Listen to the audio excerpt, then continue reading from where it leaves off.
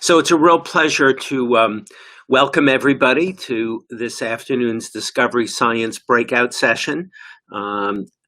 We have, I think, a really interesting program with some wonderful Dana-Farber speakers, some very dedicated clinician scientists who are going to share some of really the important translational work that is ongoing at the Dana-Farber.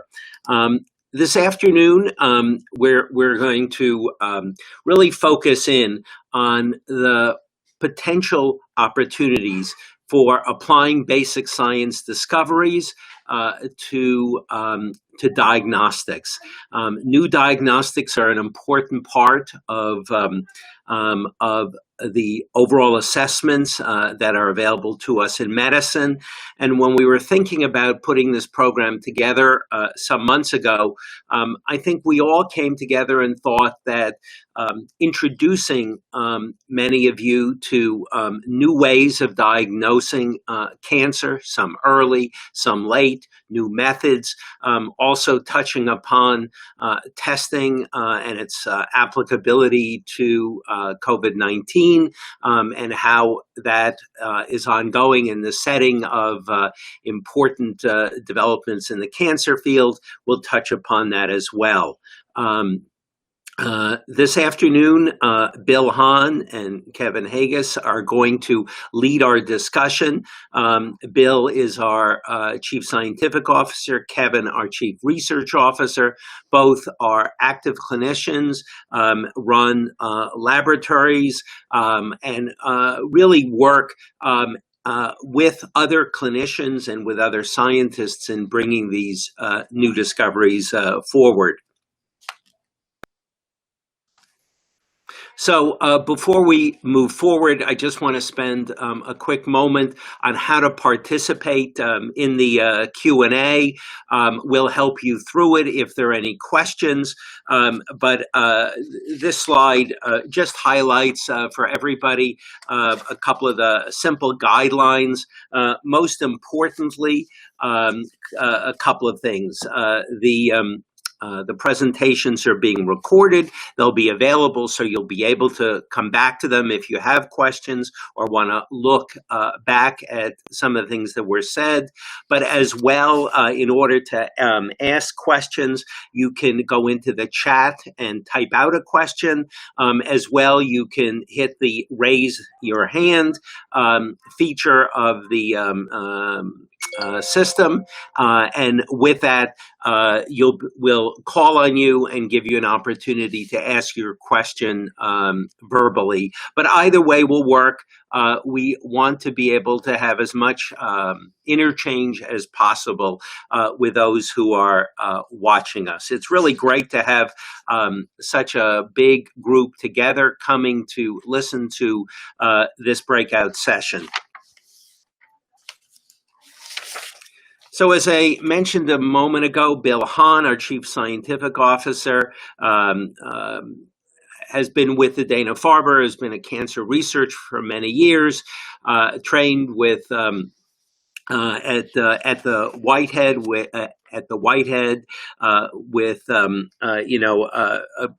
a great lab, built his own lab at the Dana-Farber, and has really contributed immensely to our understanding of the molecular mechanisms of cancer. And Kevin has been with us for more recently, and Bill will introduce him as well. So I'm really pleased to turn things over to Bill for the next steps.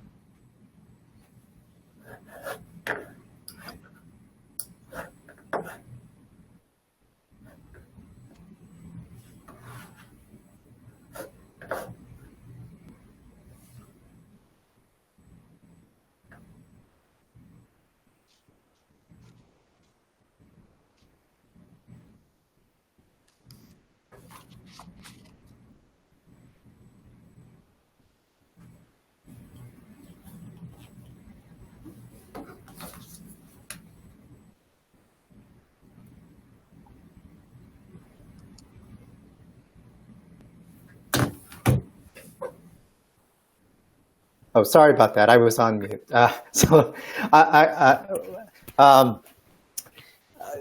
I hope all of you are enjoying the Presidential Symposium. It's certainly a different year this year. We're sad that we can't gather in person and interact as we have in years past.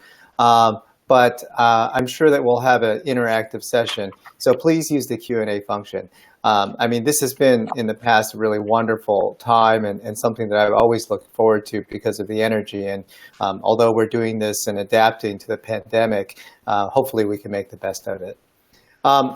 Some of you who've participated in the past know that one of my colleagues, Barrett Rollins, was the long-term chair of these breakout sessions or parts of symposiums in years past. Barrett decided after 15 years of ably leading the institute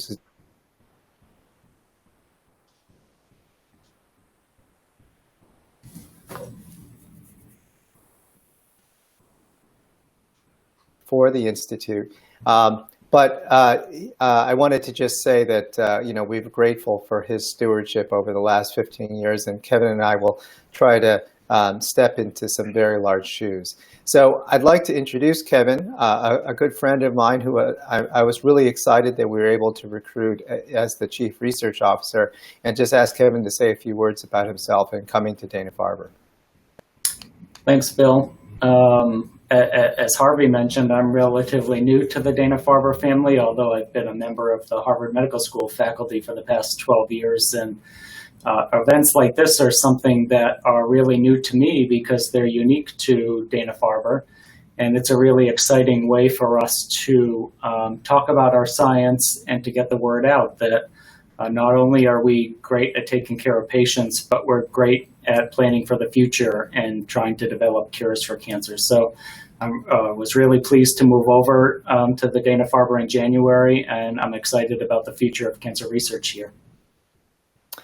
Well, thanks, Kevin. So many of you know that Dana-Farber is an institute that's focused on cancer. But depending on how you've interacted with us, you might see us through different lenses. We're certainly a place that takes the care of cancer patients very seriously. We believe that there's a special way that we'd like to have the experience be for every patient and their family.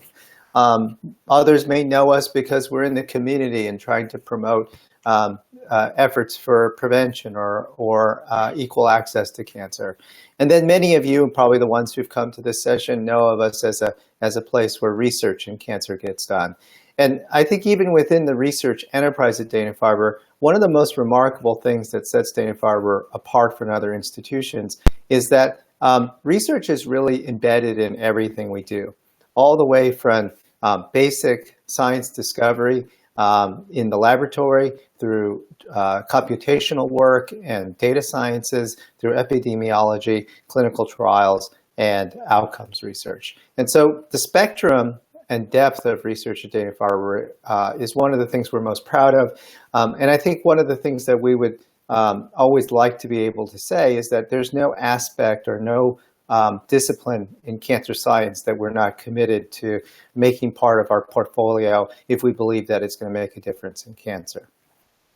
So one of the things that I wanted to do today is to, I think, describe how the topic we're going to talk about is not one of the ones that we've often talked about in prior symposia, in the sense that we often talk about clinical trials or discovery research in laboratories that are looking to understand the biological mechanisms of cancer, but something that I think is quite relevant to many things we think about. And I think it also highlights how what we learn in cancer teaches a lot about biology, which will have effects in other parts of medicine.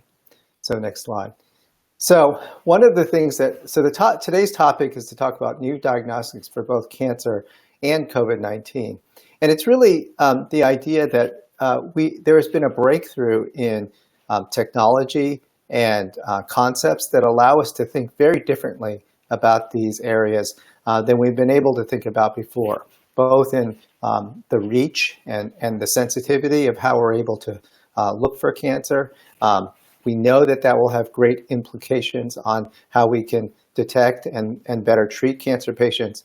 But also, these areas of science have directly allowed Dana-Farber investigators to pivot to help in the worldwide effort to find ways to mitigate the COVID-19 pandemic. And so I think what you'll hear about today is how excited we are about different aspects of medical science and how these diagnostics will eventually help us treat cancer patients better, but how it's also helping us think about how to solve other great medical problems like COVID-19. So what I wanted to do first is to introduce our speakers. Next slide. And we have three wonderful speakers, Heather Parsons, Irene Gobriel, and Eric Fisher. They're going to introduce themselves right before they present, and I'll ask Heather to kick us off.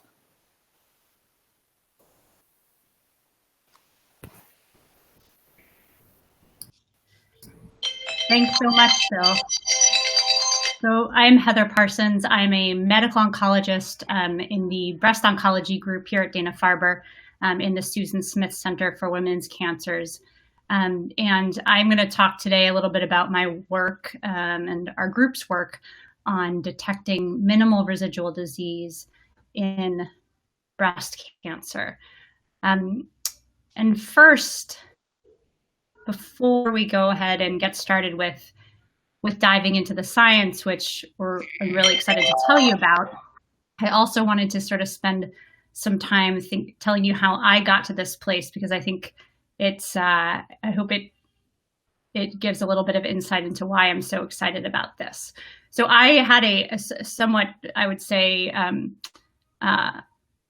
unexotic upbringing. I was born in Indiana, and I was raised mostly in New Jersey, and I but my parents really were sort of instrumental, and as many people's are, in helping me think about doing my work intentionally and making sure that it was directed at trying to solve problems that were addressing the greater good. And I always was really interested in problem solving, which makes sense that it led me to science and to these little guys on the slide here. And if some of you are familiar, maybe not familiar with them as fruit flies or Drosophila, I had the opportunity to work as an undergraduate with Dr. Sharon Bickel on some really terrific basic biology questions in genetics and molecular biology. But when I finished college, I wasn't really sure what I wanted to do, what I wanted to be when I grew up. So next slide. So cancer really changed my perspective. Next slide. My little sister, Melissa, and best friend, was diagnosed when she was in college and shortly after I had graduated with Hodgkin's lymphoma. And though she came actually to Dana-Farber to see Dr. Canellis and was told that she had what was a good cancer and she would be fine, and thankfully he was correct, she still had to go through chemotherapy, which is really tough, as you can imagine, with being just a college student. It's a really rough thing, and it was a very rough thing to watch my little sister go through. So it really formed what I wanted to do and how I was thinking about my future. Next slide. Thankfully, she's doing wonderfully. This is her at her recent graduation from her doctoral program with her family. But I decided that this was something that I wanted to address in my career. Next slide. So I went on to first to study actually public health before I went to medical school. I was interested in and taught. I think one thing that's very interesting about public health perspective is it teaches you to think about problems from a societal perspective.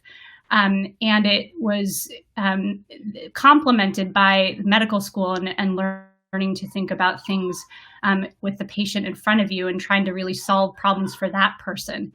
And the combination of this, I then took back to the lab as a fellow where I worked on problems thinking about circulating tumor DNA in cancer, and was really drawn to cancer because of my own personal prior experience, but also because it felt like the infectious disease of the 21st century. There are these immense problems to solve that needed solving now, and we suddenly had the tools to maybe be able to do this.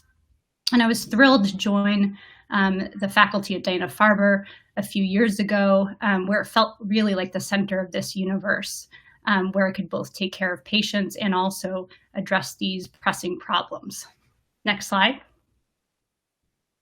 So the question that I've been really focused on, or one of the questions I've been very focused on since I came to Dana-Farber, that's informed by these prior experiences, is can we apply liquid biopsy and minimal residual disease to breast cancer? So first, why breast cancer? Next slide. Breast cancer affects 1 in 8 women in the United States. It's incredibly common. Most people know somebody affected by breast cancer.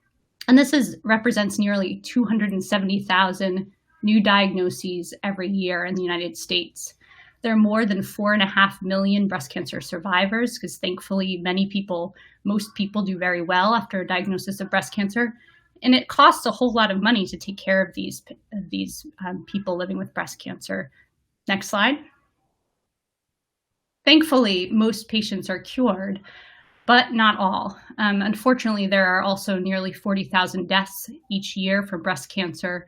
And figuring out which patients have lethal disease or will go on to develop complications and ultimately succumb to breast cancer is a really difficult problem. Next slide.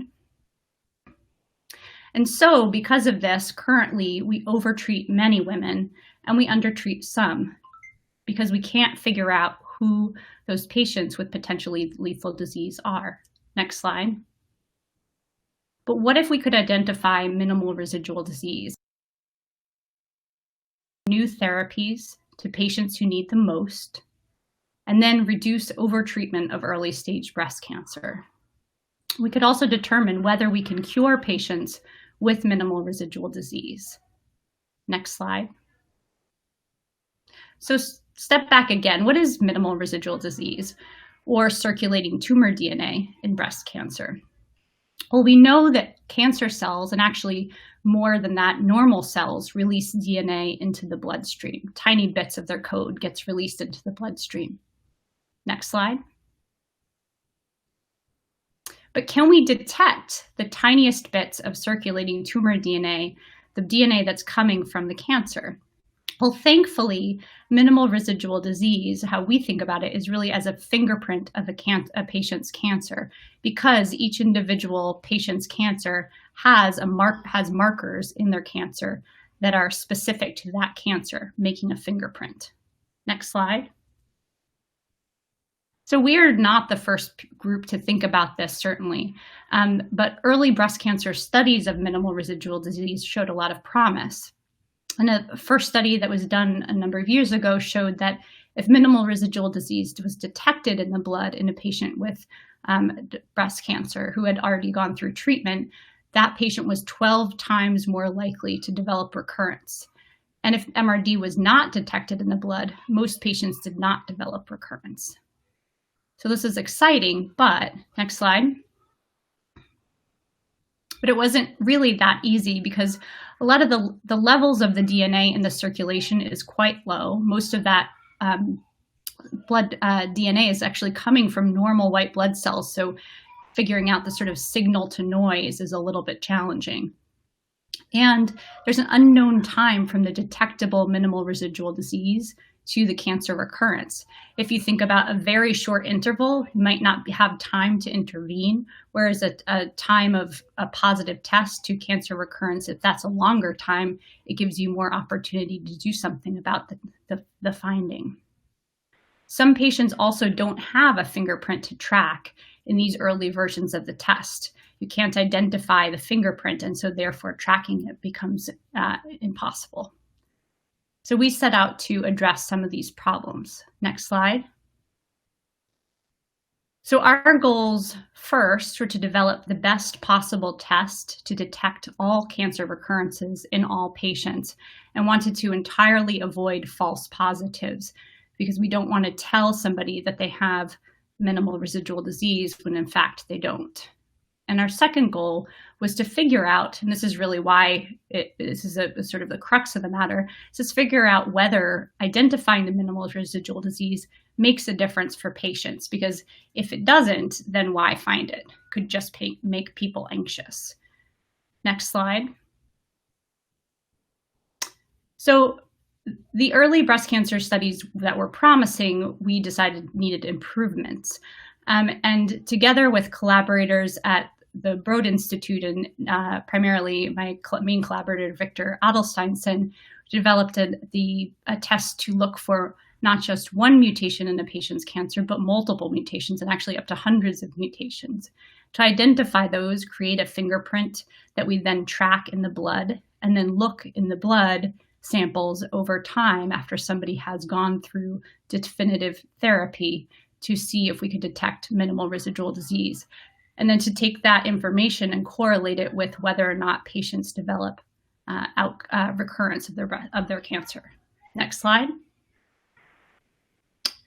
So excitingly, we took, and this is data that was published this year, we took a group of patients, 142 patients who had curative intent treatment for their breast cancer, ranging from stage 0 up to stage 3. And we looked to see whether if we took blood after they had completed therapy, or what we called year 1, after they had finished, to see if we could detect minimal residual disease or not. And in patients in whom we were able to detect MRD, we found that they were 21 times more likely to develop cancer recurrence. We also found, excitingly, that we had that lead time, the time from the detection to the recurrence, was on average 19 months beforehand and ranged up to 39 months. And we also found no false positives. So all of this is extremely exciting. Next slide. But where do we go next? What do we do now? Next slide. So we decided to go back to the drawing board a bit to improve upon our initial goal, test with the goal that we set out before in mind. So our first goal being to develop the best possible test to detect all cancer recurrences in all patients and without any false positives. And so my collaborator, Victor Adelsteinson, has gone back to the lab and is working hard to figure out whether we can improve upon this further in terms of identifying even more potential recurrences and also making the test easier and potentially cheaper. And second goal, next slide, figuring out whether identifying minimal residual disease makes a difference for patients. So this is a goal that we've really been focused on in a number of different types of breast cancer and are excited to be developing a number of studies to figure out whether this is going to make a difference. So next slide. So I think it's important just to say thank you to all of our funders who have been so supportive of this work, and to also note that a lot of this work was done with grants from foundation funding and philanthropic donations that have enabled us recently to obtain some funding from the NIH that will be able to do some hopefully do some trials to be able to see whether MRD detection makes a difference for patients ultimately. So I will stop there and say thank you to everybody.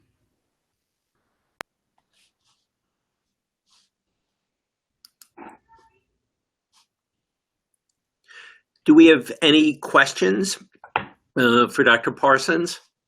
Anything in the chat or anybody who would like to be acknowledged? Heather, can you hear me? I can. Okay, so I was struck by the Kaplan-Meier curves, for minimal residual disease. I mean, I've looked at curves like that for decades, and I've never seen two things separate more obviously and more strikingly than those two curves. I mean, if that was a drug versus a control, you'd have the most amazing outcome you could imagine. So have you applied that analysis prospectively to a larger population to verify that those differences are of that order of magnitude? So we are in the process of doing that. We are also there are also other groups who have seen similar results in both, not just in breast cancer, but in many other cancer types. So I think it's why everyone is so excited about this work and this technology. I think just getting the sensitivity to be even better and the lead time longer in this technology is what we're really focused on, because you're right, it's incredibly. The separation of the curves is really, we haven't found another biomarker that certainly in breast cancer that does this. Yeah, it's very exciting. And just to follow up on that, it's such an exciting result. And so just so people understand what the path is, what are the next steps that you have to do if we're going to try to eventually get this to be a test that could be widely used? That's a great question. So I think this is what we call these were prospectively collected samples, but we analyzed them all retrospectively. So we did this, we had all of the data in hand and all of the samples in hand, and we went back and did the analysis. The next step is really to take these tests and to apply it prospectively in a clinical trial. And there's some debate about whether the data are good enough right now to say that this is ready to test an intervention. So should we take all of the patients who have a positive test, give them those results back in real time, and then treat them in a different way because of that? So perhaps give them another drug because of that positive test. So there are trials going on right now or in the works that will be doing that. The other question is, are we missing some patients so that we still want to be identifying, and should we still do another trial before that stage that says we are going to take all of the patients, do this test at the beginning, get the results, and then but still give everyone a drug and see whether the biomarker predicts who will respond versus who needs the drug versus who doesn't.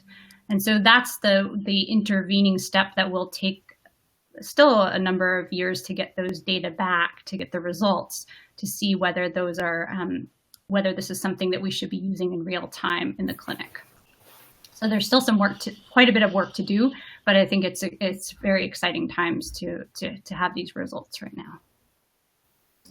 Are there technical advances that are needed to make the test even better, or is it analytical approaches? What are the steps ahead that would allow you to make that decision, go forward now or wait and add in certain improvements? What are those types of improvements, obviously, that you're thinking about? So there are some, I think there are both lab-based improvements that we are working on in terms of some of the computational approaches to understanding whether we can see even more of a signal than they're seeing right now, and then some of the additional questions are also around whether even some things related to giving this information back to patients and what that looks like. There's a lot of questions around anxiety and what it means to give somebody this kind of a result back to, in real time, with that kind of Kaplan-Meier curve saying what it does, what you noted, Harvey, is striking for patients, but and to be able to, whether we should always intervene upon something when we have this kind of retrospective data, though it hasn't been proven prospectively yet, is another question. It's a challenge.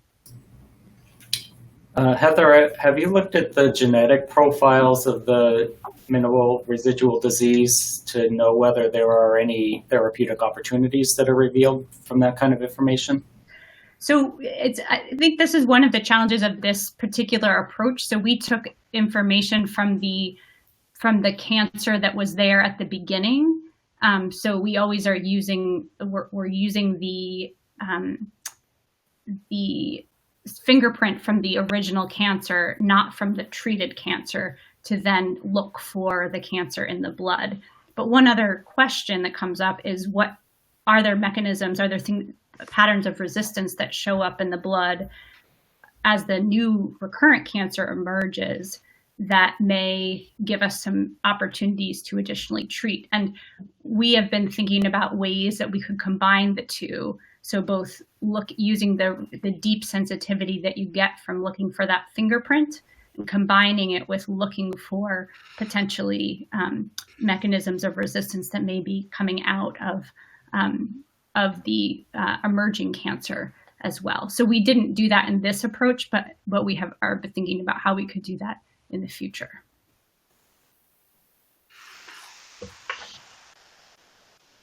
Any other questions from our participants? From anything on the chat? Great. Thank you so much, Heather. Bill?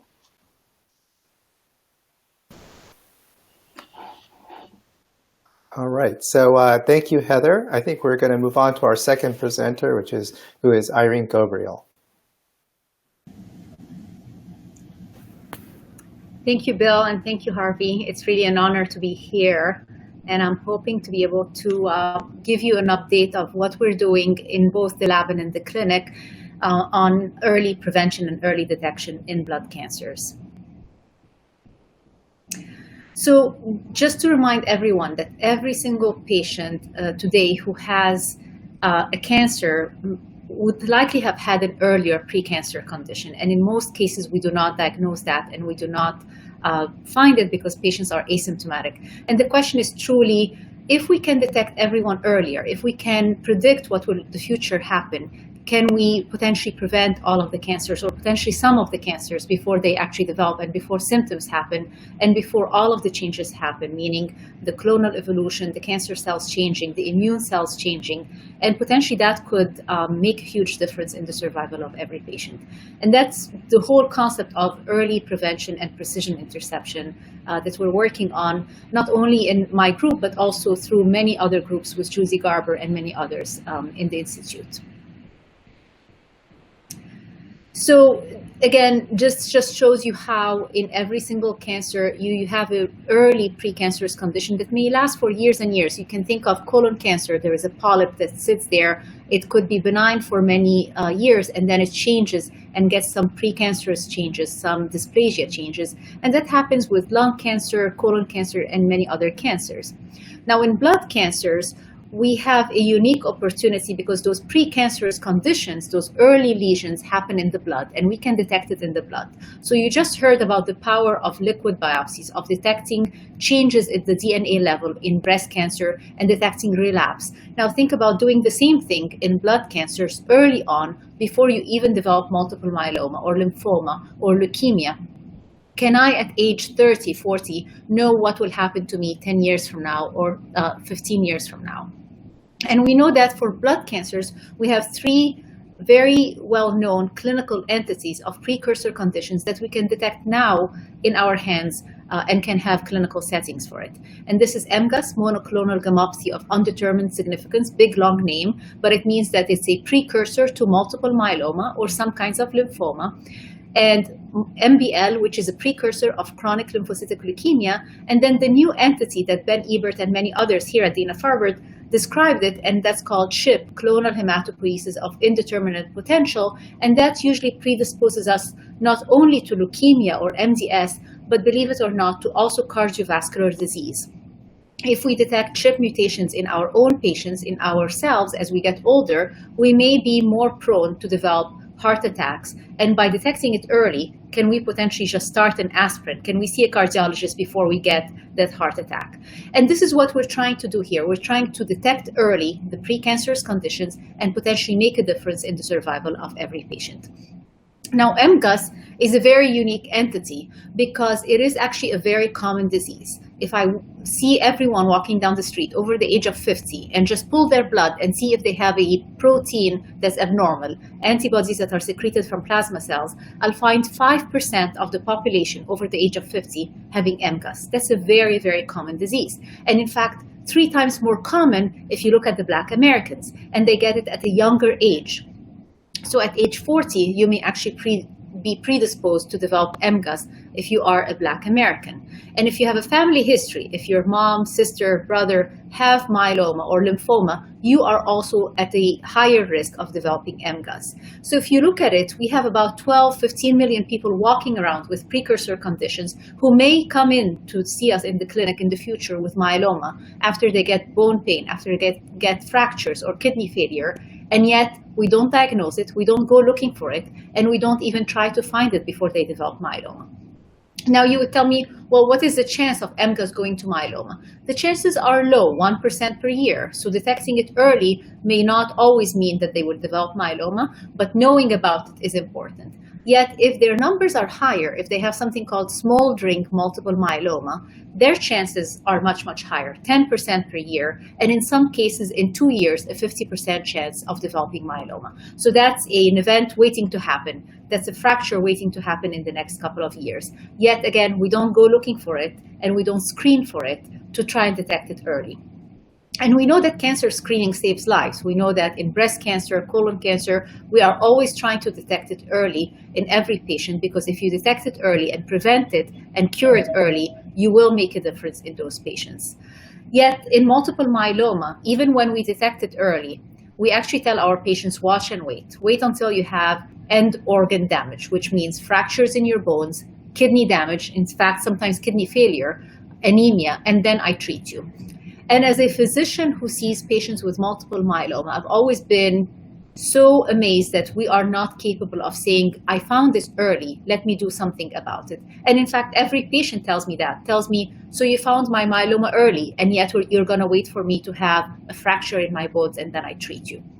So here at Dana-Farber, we decided, let's completely change this. Let's think of it in a completely different way. Let's diagnose patients early, see them when they have MGUS and smoldering myeloma and CHIP mutations and MBL, all of the people who have precursor conditions where every other oncologist, every other center tells them, it's okay, you're asymptomatic, you don't have the myeloma yet or the leukemia yet, I'll see you when you have problems. We said, we will see you now, and we will try to diagnose early the disease, because we can make a difference in preventing it and potentially curing it by early interception.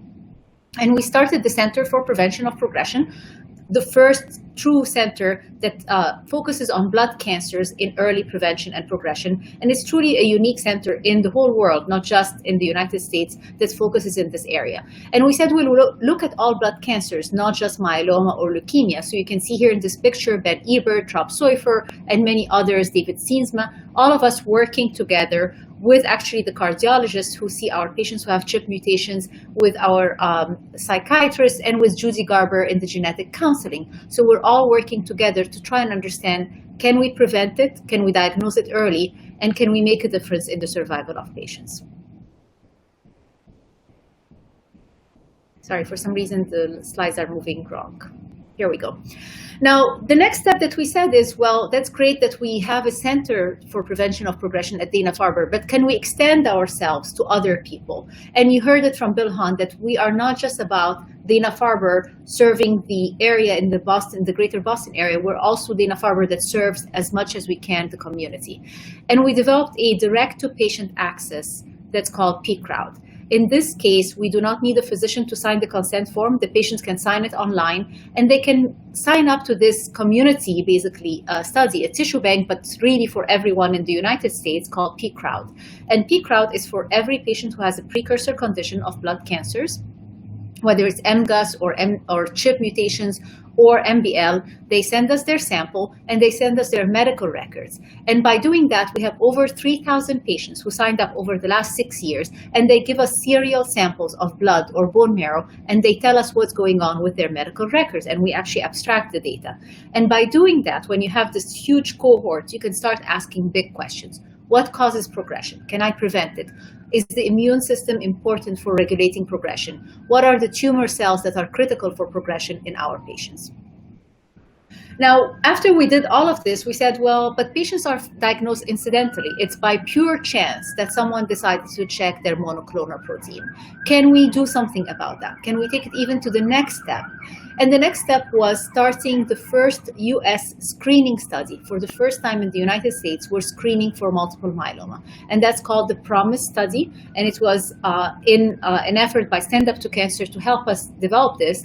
And it's screening 30,000 people who are at risk of developing myeloma. So we're not screening everyone walking around. We're screening people who have a much higher risk of developing myeloma. And these are people who have a first-degree relative with myeloma or lymphoma, or Black Americans over the age of 40 because they have a very high chance of developing myeloma.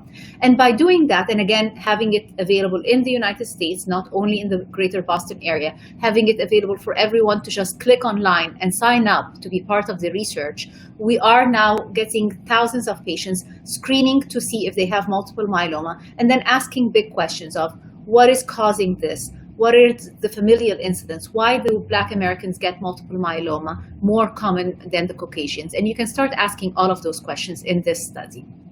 Now, we have this as a huge collaboration between the Broad Institute, MIT, Johns Hopkins, and the School of Public Health to ask those questions, to ask on the tumor cells themselves, what is the genomic, what are the changes that happen that lead to progression, epigenetic, as well as the liquid biopsy questions that you just heard about. Can we take a blood sample and get to understand what causes progression? Then we're asking questions of the microenvironment. Are the immune cells responsible for this progression or not? And can we develop immunotherapy? Can we develop drugs that prevent progression by altering or harnessing the immune system early on?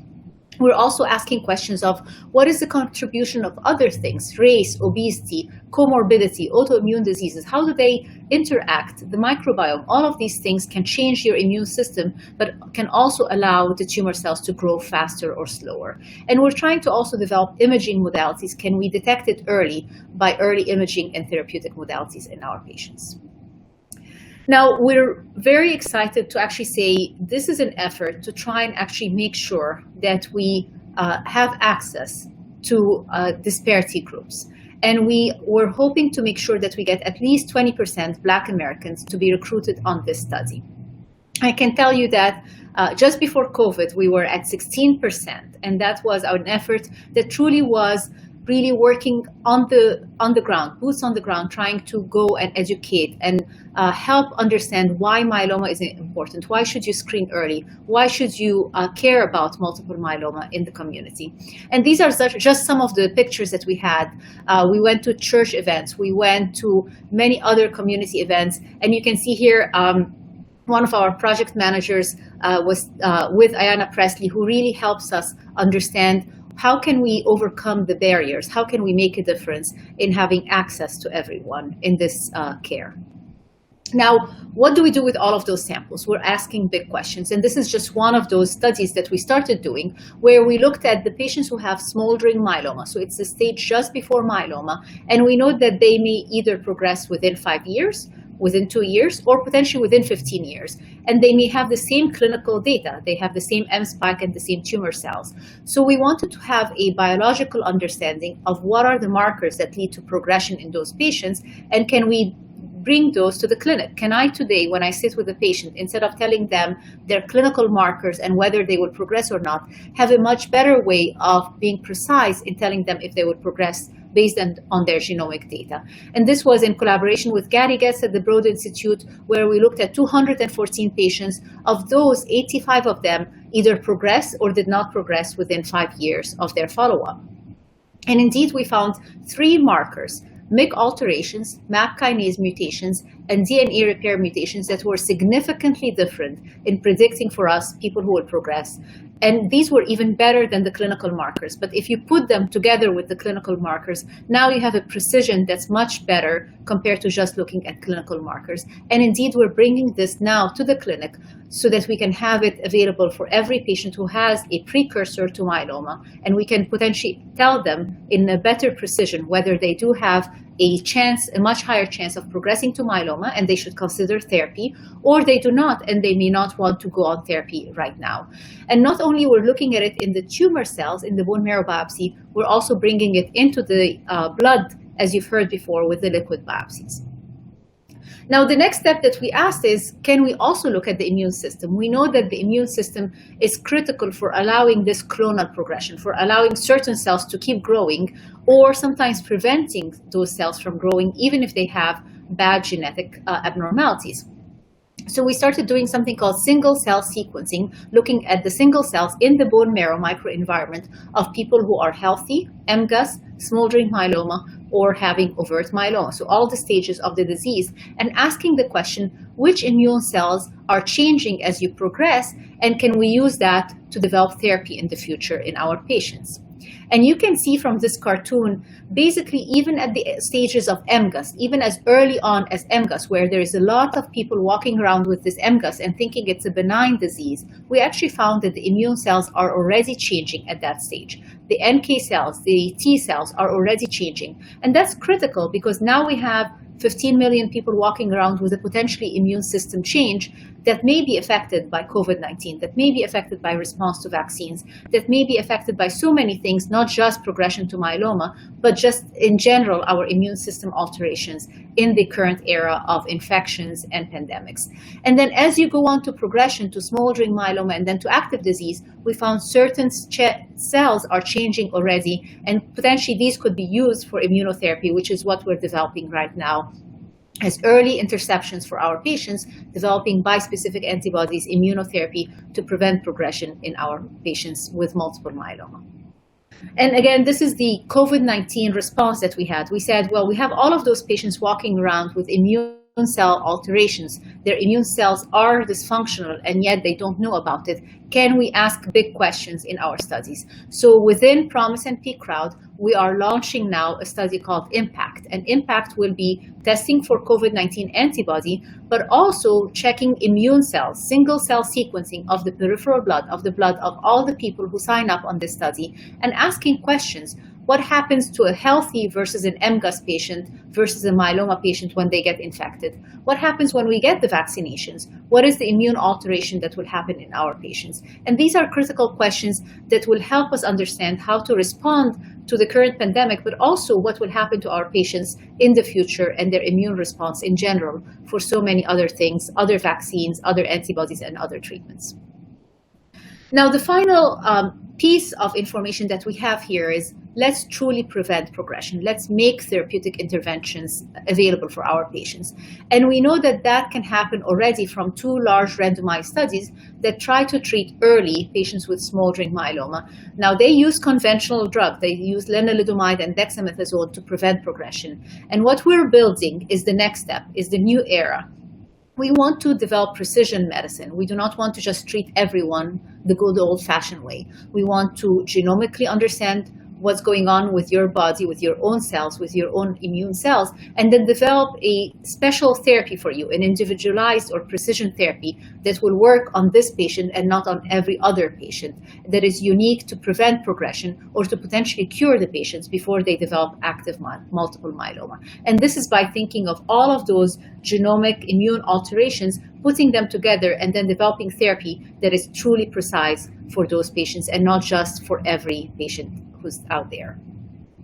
And these are some of those ideas: immunotherapy, actionable mutations, targeted combinations, and then even other methods of early prevention, things that like vaccines, intermittent fasting, metformin. These are for the very early stages of MGUS. And the ultimate cure that we have is, I would never see a patient develop active myeloma. I would never diagnose someone because they had a bone fracture and they came to me saying that they have myeloma. We will detect it early, potentially screen people who are at high risk, understand who progresses and who doesn't. And by doing that, we treat the patients who truly would progress in their lifetime. And we can offer other options like intermittent fasting, metformin for the other people who may not have a very high risk of developing multiple myeloma in their lifetime. So with that, I'd like to thank all of you. Thank you for supporting Dana-Farber. And I'd like to thank, of course, our supporters and our funders, Stand Up to Cancer, NIH, MMRF, Leukemia Lymphoma Society, but above all, our patients who truly make a difference in making all of those studies happen. Thank you.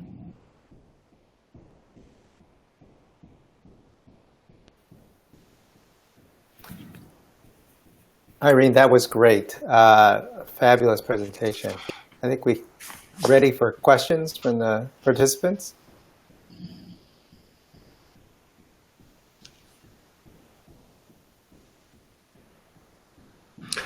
Irene, while we're waiting for other questions, I have one about MGUS. I'm one of those people who was diagnosed with MGUS as a unexpected, almost incidental finding, and was treated. And my abnormal protein spike went completely away. Is there any evidence that, and I didn't have any symptoms that were likely related. Is there any evidence that changing the clonal spike and making it go away has a better outcome? Yeah, I mean, if you think about it, is a remission, a complete remission, or a complete resolution of the clone a predictor of survival? That's really the question. Right. And right now, most of the trials that are done in smoldering myeloma, their endpoint is progression to CRAB criteria or end organ damage in patients.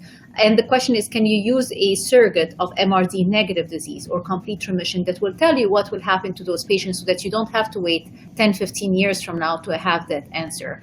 And that's an important question. We are trying to measure MRD in all of our smoldering myeloma trials now, and we're trying to go to the FDA to see if this could be used as a true primary endpoint, because that will make a difference in designing all the future studies. But I agree with you, if you kill the clone and if you're MRD negative for 3, 4, 5 years, potentially that's a surrogate of preventing progression in the future. Are there other surrogates that you've identified that you think you could use in clinical trials that might be predictive of outcome? Yeah, as we were looking at all our smoldering trials and we're looking at the therapeutic interventions we're doing, we're actually sequencing all of the samples pre and post, and not only doing tumor cell sequencing, we're looking at the immune cell sequencing. Mm-hmm. And it's interesting to find that the pre-samples, the samples that are at screening, are good predictors of what will happen to patients. So you're sort of predisposed to either do very well or not before you even start. Either your genomic abnormalities are better or are going to respond, or your immune cells are potentially better already to start with. The question will be, as we improve our therapy, will those markers change, and then we can develop better therapies.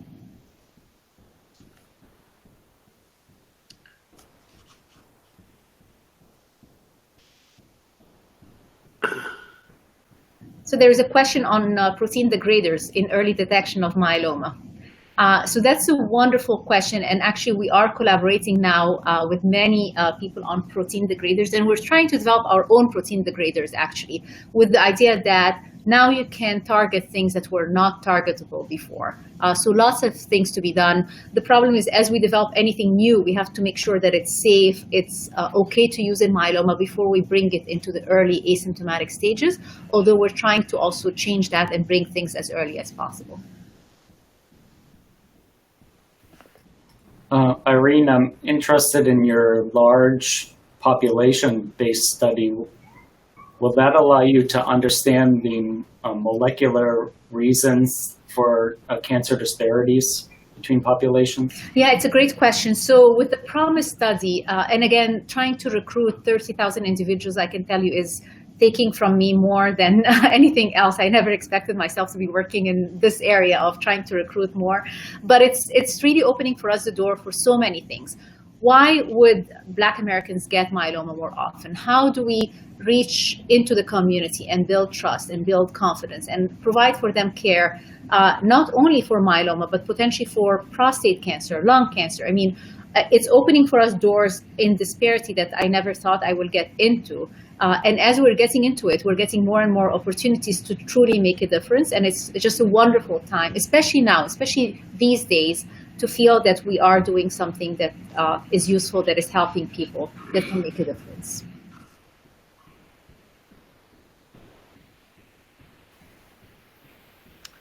Any other questions?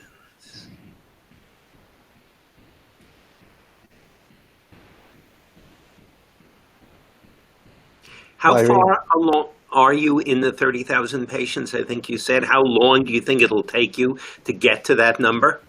Yeah, we're trying to be very aggressive in the recruitment. I think COVID really switched everything for us because everything that we were doing, boots on the ground, are gone. It's all virtual. And with that, we're starting to try to figure out how can we do virtual recruitment? How can we access churches through social media? So we're changing completely the way we think, but the numbers have changed from where we thought we will be this year. Mm-hmm. Any other questions?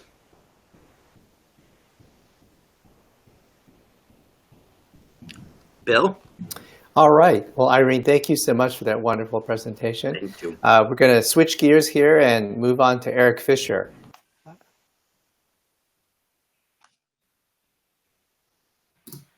Thank you. Can you hear me?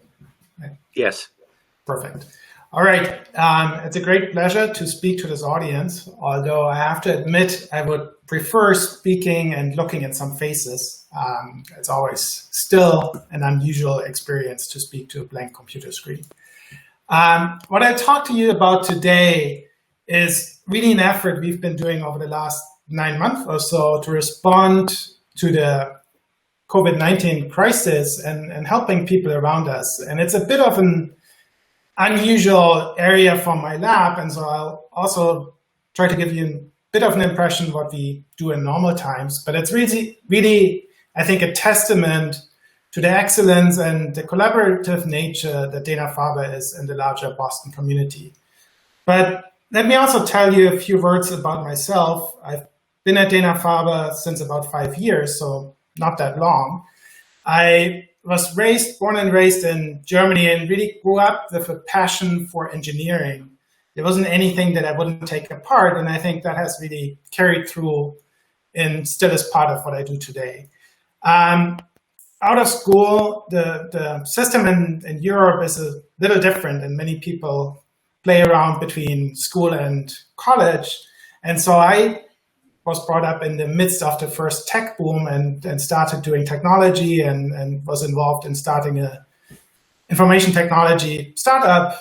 But being modestly successful at that, I quickly pivoted to science and really realized I wanted to make medicines. And I realized the two things I needed was an in-depth understanding of the mechanisms and molecular basis of disease and the ability to make molecules or therapeutics, so understanding of chemistry. And I think this has really been what's nowadays considered chemical biology. And so I would consider myself a chemical biologist and structural biologist. And that's what my lab is doing here at Dana-Farber. I've done all my undergrad and graduate school in Switzerland. I had an unusual stint being at a Novartis-affiliated institute and really got a deep dive into drug discovery before being recruited to Dana-Farber. And I've been fortunate enough over the last 5 years to be here in what I consider one of the most dense scientific areas of the world and really being able to build a highly collaborative, highly integrated research program. And to give you some idea of how we generally think about what I consider translational chemical biology, which really defines the path of identifying a medical need and thinking about how could we devise therapeutics that address this medical need. And to me, it really all starts in basic mechanistic biological research, where we use tools such as cryo-electron microscopy or X-ray crystallography to understand the structure of proteins, really the chi factors in the play of life that carry out all of the functions in cells. And we know that genetic mutations lead to disease, but really what manifests is dysfunctions of these protein complexes. So understanding them is very much like you can't fix a radio if you don't know what the blueprint of the radio is. So you need to understand what's going wrong. We use high throughput omics methodologies such as proteomics, genomics to understand and put this in context. And then we really use chemistry. We make molecules that test therapeutic hypotheses. And in doing so, we come up with new paradigms, new therapeutic hypotheses that we can test in the laboratory. And sometimes, and this has been really one of the things we've been doing over the last year, this leads to entirely new fields, such as protein degraders that have already been mentioned. And protein degraders and the excitement around this is really rooted in basic science and our understanding of how we can make small molecules that carry out something that we've probably not thought was possible. We take these new therapeutic hypotheses and we ultimately want to apply them to patients. We want to make medicines. And so I think Dana-Farber is unique in its setup where we have a very strong clinical operation, we have a very strong clinical care. We have this basic research that really enables us to be translational, and we have a strong rooting in the Boston biotech community that allows us to rapidly translate findings into programs that ultimately become medicines. And this spans a wide range from spinning out biotech companies to working with large pharmas, and more recently, going further and further along this path within the walls of Dana-Farber, which I think is a very exciting path.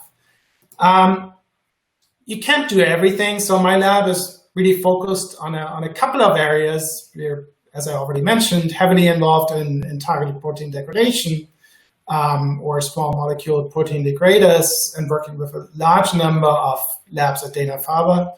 We're also generally interested in the ubiquitin proteasome system, which is a family of about 1,000 genes that is really widely mutated and implicated in disease. And all of that funnels us to thinking about new drug mechanisms. How can we take these fundamental biological insights that we come across and many others at Dana-Farber come across and make molecules that bring them back to the bedside? As I said, what I'll talk to you about today is a little bit of the unusual for my lab, but really was brought to us out of an acute need. Early in 2020, as all of you know, the COVID-19 pandemic hit us. And I think the one thing it really did, it exposed some of the shortcomings we have in diagnostics, where we weren't able to rapidly ramp up testing. We weren't able to rapidly have the tools at hand that we needed. And what I'll talk to you about today is the development of a new type of antibody test that I think could have wide implications way beyond COVID-19. As I said, it's also a real testament to the collaborative nature of the Boston community. We rapidly engaged with leaders in the field, such as Galit Alter over at the Reagan with expertise in infectious disease, or Ralph Masicek at MGH, who's a chemist and really has some novel imaging tools. And we've also been widely collaborating and interacting with other investigators at Dana-Farber, such as Irene, who you just heard of, who had a need for antibody tests as part of her trials. Let me give you a little bit of background why we even started doing this. So I don't think I have to talk about the virus SARS-CoV-2 and the disease it causes, COVID-19. This has been widely talked about and widely covered. I think we all agree that what we need is adequate clinical care. We need treatments, we need medicines, we ultimately need vaccines.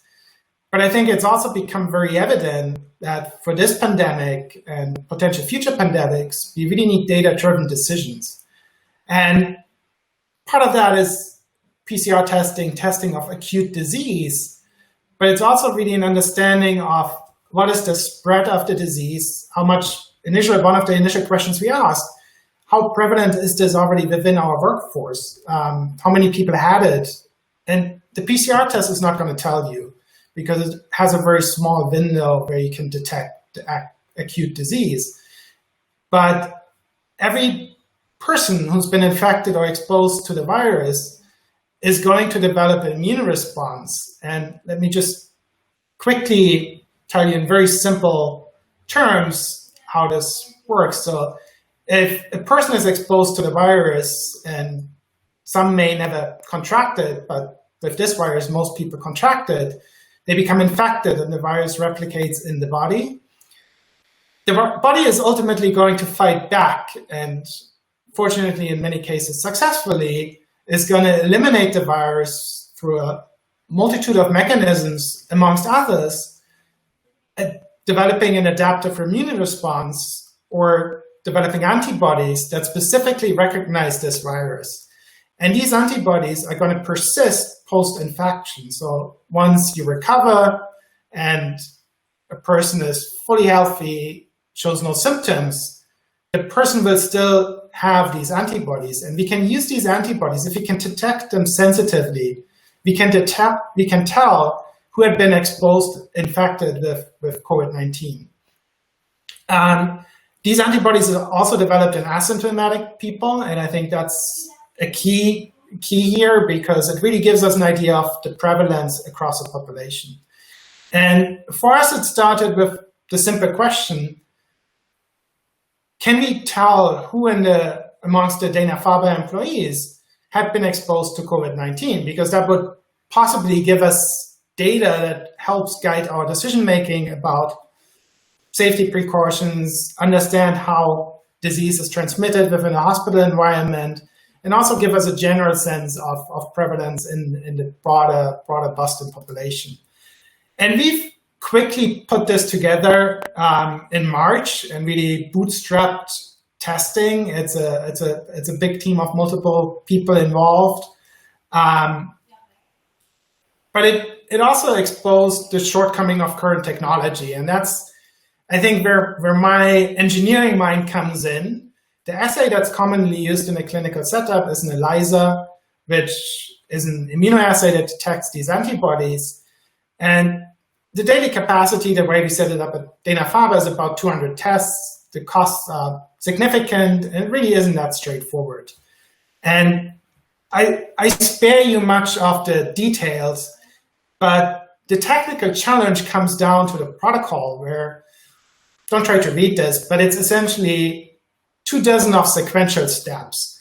And if you think about wanting to do this at scale, doing this efficiently, robustly, and repetitively, 24 steps require quite a bit of engineering to be done thoroughly. And so what this results in is elaborate machines, such as shown here on the top, as is a machine sold by Roche, that automates the entire testing pipeline and can do a couple of thousand tests a day, and is in fact used for many clinical tests at Dana-Farber and other hospitals.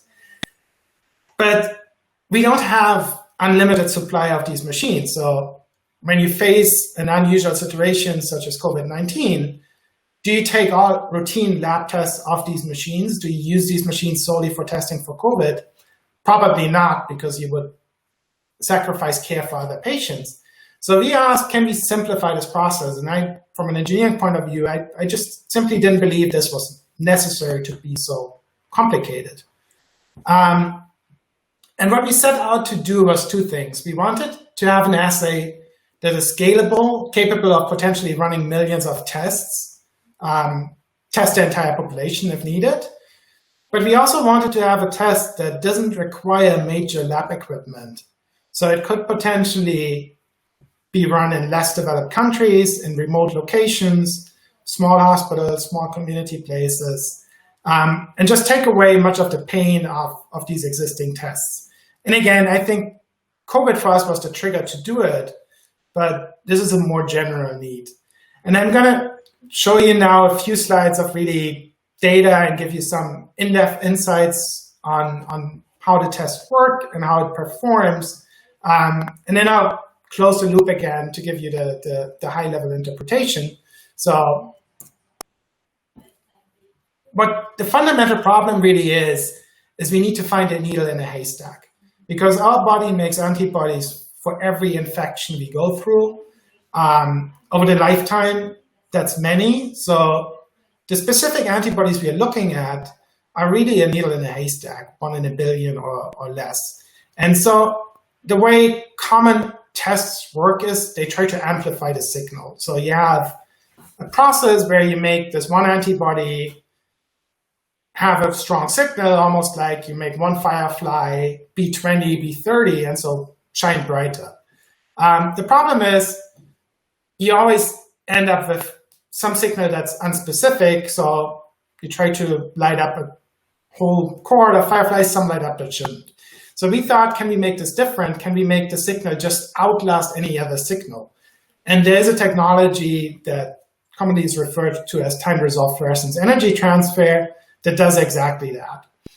And that's been applied, we've applied this very routinely in drug discovery to screen for new molecules, but it really hasn't been applied to the problem of detecting antibodies. And to me, that is often what we do. We try to take our learnings from one area and apply them to a new problem. That's how we make progress.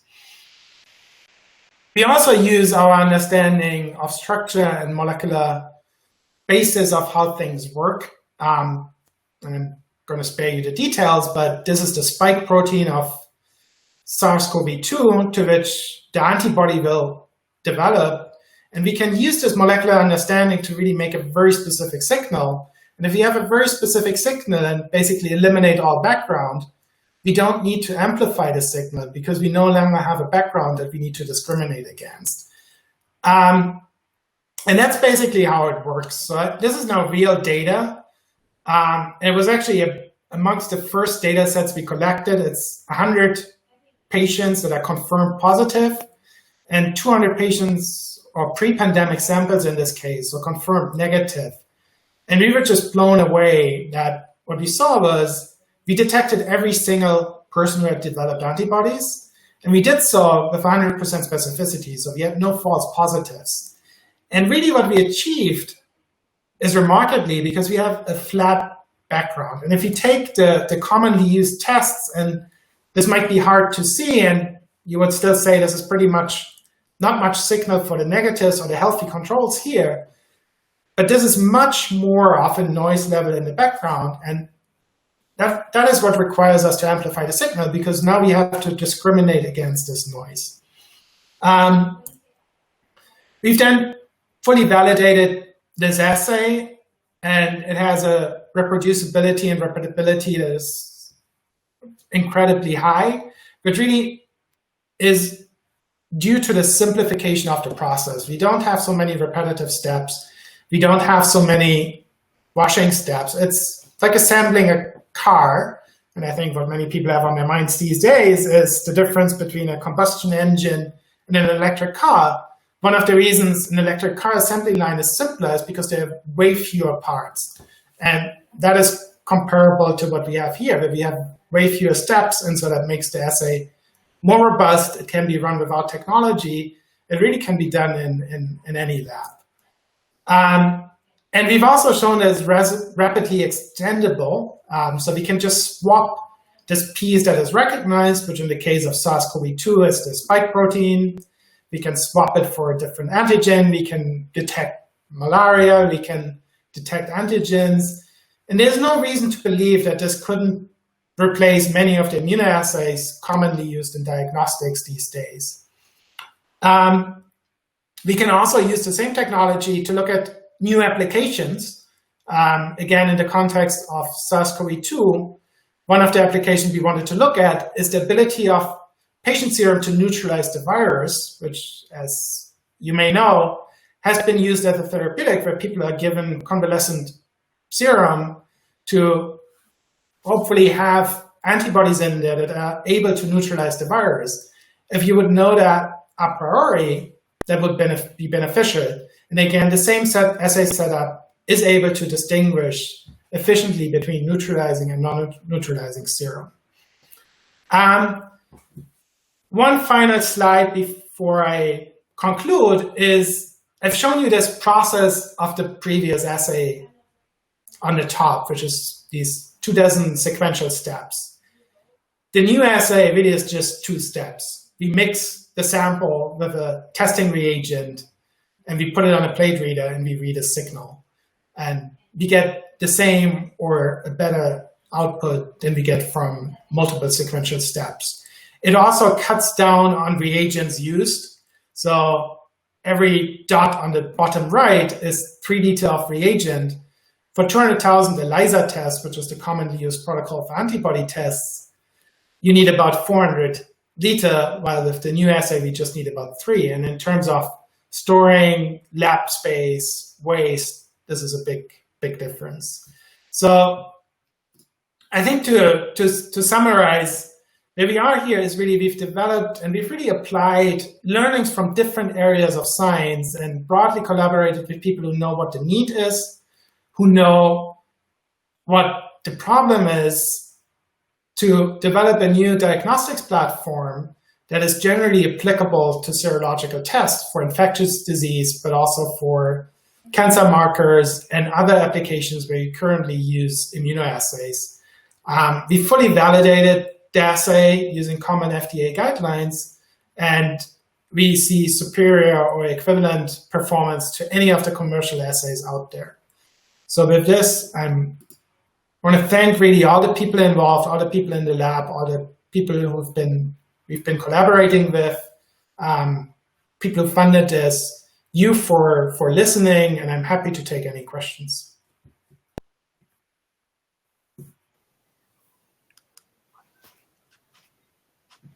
Let me start it off, Eric, and ask you a couple of questions. You know, you're a structural biologist and a chemist by background, in addition to tinkering as an engineer. But you know, you focused the discussion on the you know, structure of the SARS-CoV-2 protein. There's been a lot of work published, I mean, remarkably rapidly, using, you know, cryo-EM and other methods to expand our understanding of the virus and of the antibodies.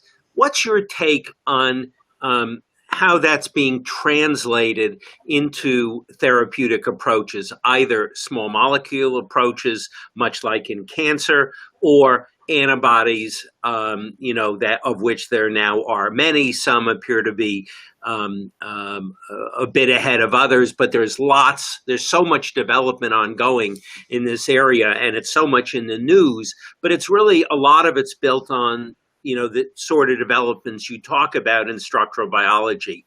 Can you comment on that and give us your thoughts? Yeah, I can. So I think what we witness is one of the most exciting times in structural biology.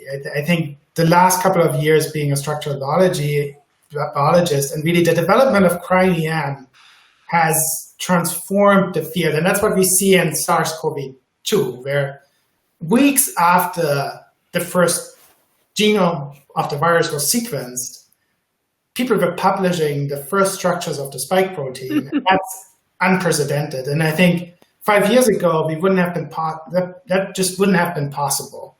And we see the same development. We see it generally in structural biology and how this is really enabling the development of therapeutics. And speaking of SARS-CoV-2, I think what it immediately enables is you understand how the antibodies recognize this protein, and you understand how the protein recognizes this receptor. And so it's almost like Lego pieces, right? There are different domains that plug and play, and one piece connects to the receptor, and we suddenly know what piece we need to disrupt. And so out of the pool of antibodies I isolate from a patient that form the basis of a potential therapeutic, I can visualize which one is going to block this critical Lego piece, and I can prioritize that based on data that I have readily within days, rather than testing hundreds of thousands of clones. So, and the same is generally true, and it very much speaks to what I said at the beginning. If you understand how something works, the inner workings, you can really fix things. If I know exactly how a radio is built or an engine is built, I can replace a part, and I can replace the right part. If I don't, I need to replace every single part until I find the one that broke the system. So I think it's very exciting times, and cryo-EM has really transformed what we do, and we'll see much more of that going forward. And I guess a question for Bill, is there one cryo-EM center at the Dana-Farber? Is it a Harvard center? How is cryo-EM being utilized? Because that's such an important part of the new toolkit that you've got available. Yeah, so we partnered with Children's Hospital and Harvard Medical School to jointly create a cryo-EM facility that serves all of the institutions. These machines are not only expensive themselves, but they generally require actually adjustments to the buildings that house them to be able to make them usable. But this field is exploding, and I certainly think that the need for more machines and ready access to them is only going to grow as time goes on. So we have a good beachhead, but we'll need to develop from there. And maybe to add, the direction this is going, and I think that's where the center with Children's and Harvard Medical School is really great, where there are different levels of machines. So we do screening on site at Dana-Farber on small microscopes, and then we do data collection in the center. And you really want to have that co-localized, but the screening and the pipeline up front you want to have as local as possible, because that's where you need to train people, that's where you need to have rapid access, and you don't want to wait on long schedules. So it's like a multiple location.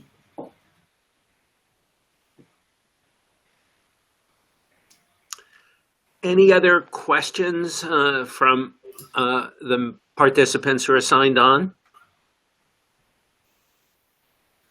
I'll ask one other one while we're waiting. Eric, you described essentially a new platform for immunoassays, potentially applicable to other assay formats as well. Is it new and proprietary, or is it just new and practical? So there are two components to it. There is a proprietary component, which is the imaging reagent we use, the fluorophore, that's proprietary, and it's new, and it's stable enough to sustain in plasma and serum, which the commercial ones that are available aren't. And so that makes it applicable to these immunoassays. The concept itself is not new, but it was really key to identify the part that was critical to replace to make it work. And that is often the case. There are things where there's one little piece that is inadequate, and that breaks the entire system. And is the reagent you described one that you discovered de novo, or discovered a new use of? I mean, how did you get to that? So that is a reagent that Ralph Masijak from MGH has developed over the last couple of years, and we've been using and working with him in the drug discovery space because it makes our assays better that we use to discover new molecules. And then as we were thinking about the antibody test, it came to us that this would be ideally suited because of its chemical stability, for this specific purpose. Mm-hmm. So,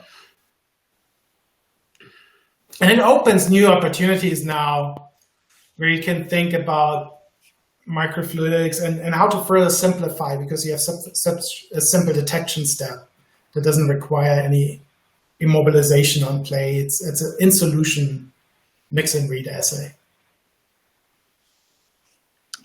Thank you.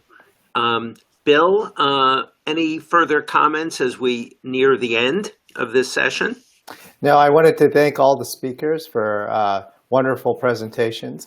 Really, exciting science. It's to me, I think, represents three really exciting new areas that we're pushing ahead on.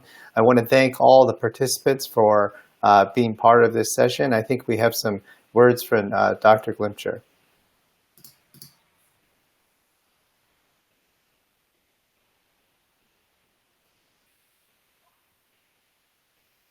Hello again. I hope you all enjoyed a productive breakout session and the time to connect with one another.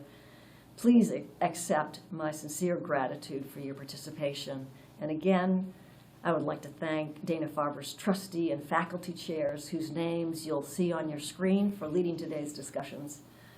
They have diligently taken note of your questions and ideas, and I'm looking forward to meeting with them next week for an executive session to ensure that I am apprised of your questions and your ideas and your feedback. While, of course, we would have preferred to meet in person, as we have for nearly 2 decades for this symposium, one distinct opportunity of this year's format is the ability to expand access to this program to an even wider community. In fact, at the executive session last year, one of the main recommendations from our trustee and faculty co-chairs, based on your feedback, was to share this symposium more widely through video and technology to enable even greater participation for those who might not be able to get to Boston. To that end, recordings from today will be available to you and to those who couldn't join us live. As well, the community and resources sections at the top of this event platform will continue to be available in the months ahead, and those are additional ways to stay engaged with each other and to spread the word to others about Dana-Farber's advances in research and care. At Dana-Farber, together, our community is a force to be reckoned with, and we can't ignore cancer. Our together is comprised of you, our foremost advocates, and our physicians, nurses, clinical support staff, whose compassion is a beacon of hope, and our scientists, who are among the most brilliant minds in the world, and children and adults with cancer, who motivate all of us to accelerate prevention, therapies, and cures. Our together is embodied by the Jimmy Fund and our mantra, we're all Jimmy. We're all Jimmy, where Jimmy is every patient, doctor, nurse, staff member, donor, and event participant, everyone who joins to support groundbreaking cancer research and care at Dana-Farber, as you will witness on the screen now to close today's program. I look forward to continuing this conversation. Thank you so much for joining us, and I wish you strength, wellness, and peace to you and your families. Hello again. I hope you all enjoy.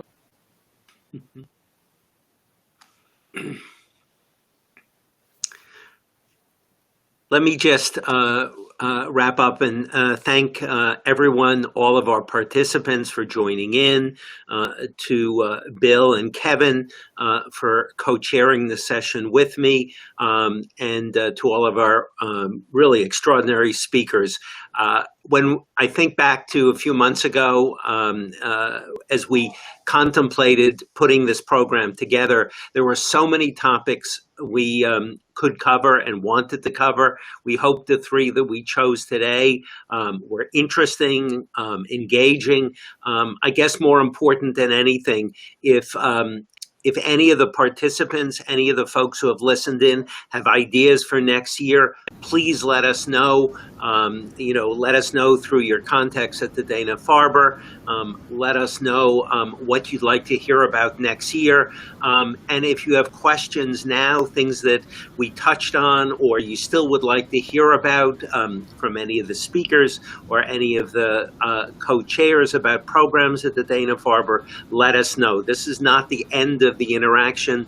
It's hopefully just one step along the way, a chapter in what should be a very long and productive relationship between our many friends and donors and scientists. So please keep in touch. Let us know how we can be helpful in the future. Thank you.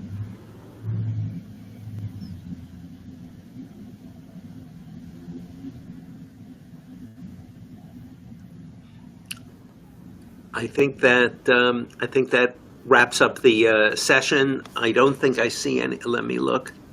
Let me just see.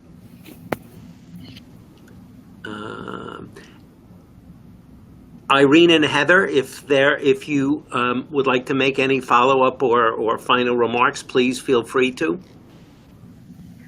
Thank you, Noah. This was a pleasure, and thank you again for everything, Harvey. You're welcome. Thank you, Irene. Thank you, Heather and Eric as well. So thank you to everyone who participated. I think that's we're right on schedule and to complete the breakout session. Thanks, Bill. Thanks, Kevin.